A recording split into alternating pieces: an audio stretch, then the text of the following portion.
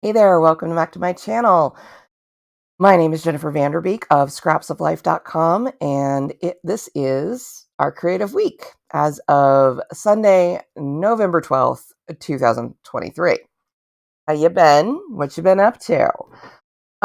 So I just recently got back from the cruise that Todd took us on in honor of our 10th wedding anniversary. So you might think that, probably didn't get a whole lot done. That's not exactly true.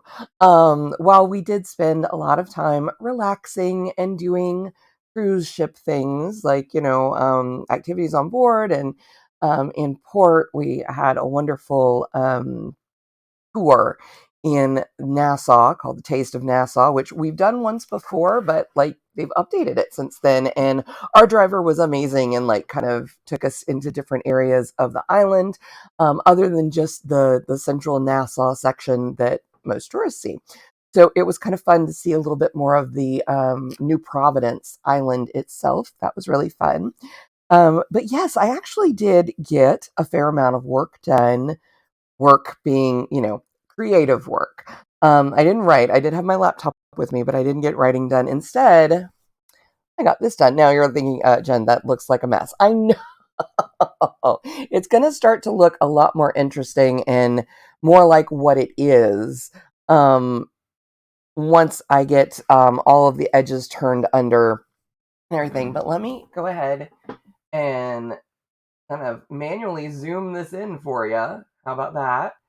You can see all the stitching, may be able to make out some of the edges of the country shapes. Like, so on this side here, this is the Japanese islands and the Chinese coast, Russia, and making like this the Indian subcontinent.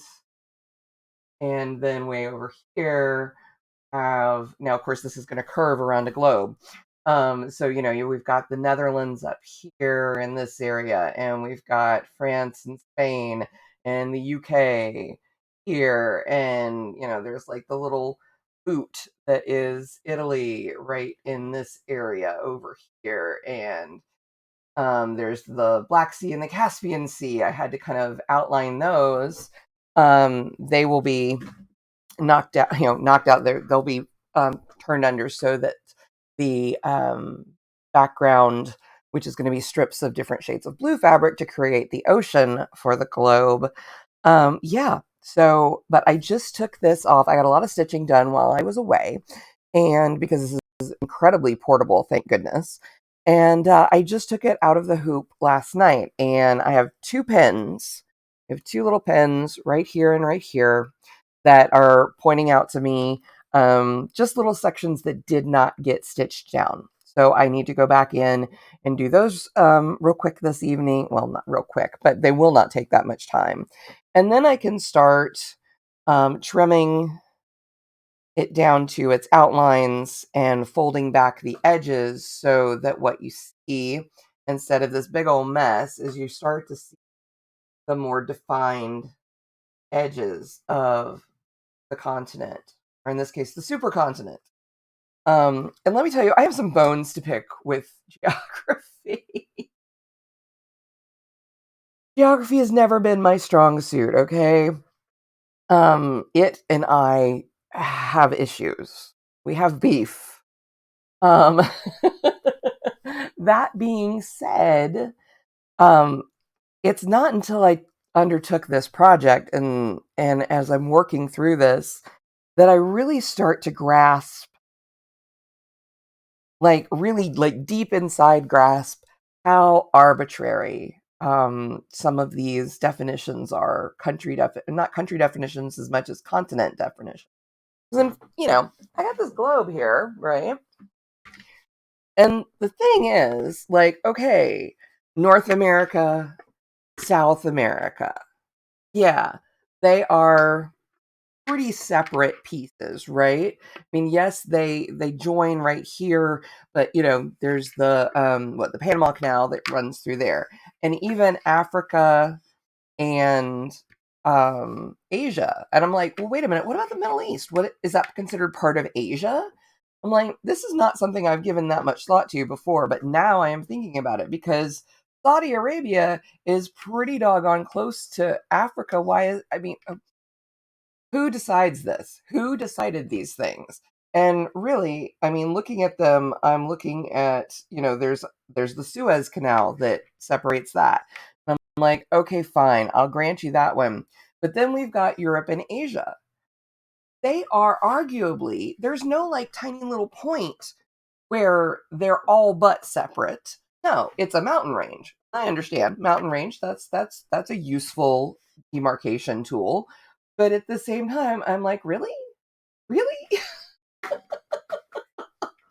and but even North America and South America. All right, that's fine. They're close together, but I mean, they kind of run one to the other. But there's a little tiny break. Okay, I mean, in the grand scheme of the world, right? The globe. But then there's Central America. Why isn't Central America its own considered its own continent? Why? I mean, it's clearly attached to Mexico, which is part of North America. Okay, North and South the Americas. Anyway, I don't know. It's just like other than Antarctica and Australia, everything else is just a hair's breadth from being connected, It's I mean, heck, even like Greenland. Why isn't Greenland its own continent? I'm sure it has something to do with like tectonic plates and stuff. And speaking of tectonic plates, if you're going to use the Ural Mountains, I wanted to check. I wanted to check to make sure I was not misstating.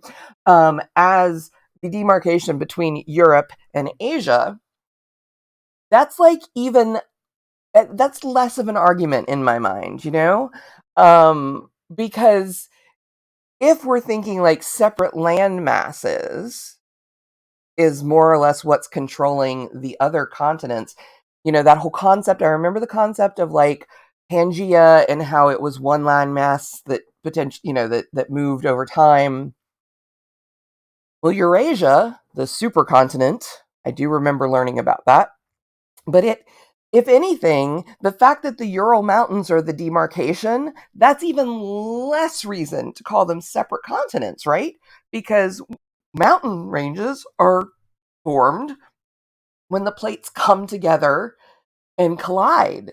So it's like they're not going farther apart, they're going even closer together. I don't know. Anyway, this is my beef with geography, with world geography right now. Um Does it matter for anything? No. Does it keep me up at night? No. Thankfully. But is it something that I have been thinking of more as I stitched on this one piece of fabric or created this one piece of fabric compared to any thought I have given global geography as a whole? No. Yeah, I mean, yes, it has. It is.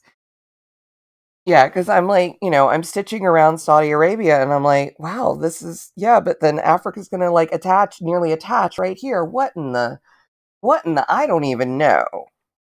Oh, and that wasn't the Indian subcontinent. That was Thailand that I was, and I'm very bad about this. And there's like a whole bunch of islands that I'm going to have to, fit in and so forth when it comes, when it comes to yeah, I started with Eurasia because I knew it was going to be the most fiddly to fit up here at top, because there's going to have to be some folds and gathers and so forth. But then I knew too that once I get through Thailand and let's see, I think I have Singapore as part of this as well. Or is that still Thailand? I don't know. I'm gonna have to come in. But the Philippines, the Malaysia, um, and all of these islands and through here on down to yeah, on down to New Guinea and stuff. I'm gonna have to I'm going to have to create as I start to construct the larger sections of the globe with their backgrounds. Or something. I don't know. This is another thing. I get hung up on details, right? Yeah, the details, it's like get hung up on the details, sure, be aware of them, but this project is not meant to be um a globe that can be used to, it's not meant to replace the globe. It's not meant to be a functioning map. It is meant to be an artistic representation. So there are certain details that I need to let go of, the worry of, and then others I need to, include, but it's like, oh, some of this is a little a lot is basically what I'm feeling. But I'm very glad that I started with Eurasia here. Kind of get it into place more or less on the globe. Yeah, I am glad that I got it that I started here because yeah, a lot of this is gonna have to be, eased into place. Because I knew this one was going to be the most challenging of the individual pieces. Um, and so I am glad I started with it. It's also the largest single piece. Another reason to start with it. Take the large bite first. But I also learned a lot. Oh, I think the backside of this is actually kind of interesting. It kind of looks like an old map, doesn't it? With like all the different pieces and parts, like the outlines, and then and then all the borders of the fabrics and stuff. It's not really country lines because I did not fussy cut each entire country. That would have been madness that even I did not want to go. That was a line I did not want to follow. But yeah, there's something to be said indeed for how cool the back of this work the back of this that, once it's all assembled, no one's ever going to see. But yeah, there's something very cool about the back of the work. It's almost less chaotic. Well, it's a lot less chaotic than the front, but the front only looks like chaos now because it doesn't look like what we expect this continent to look like.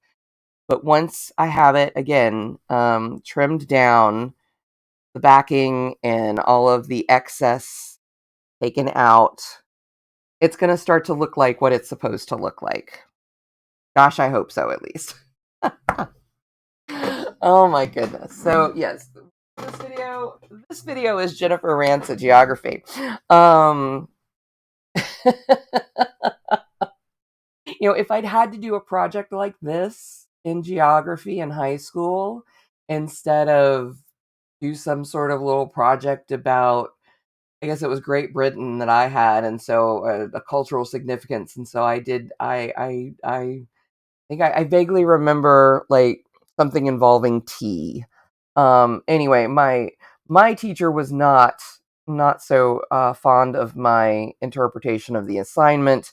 It is the one high school class that I've ever failed. I do not say that with pride. I say that with a certain amount of chagrin.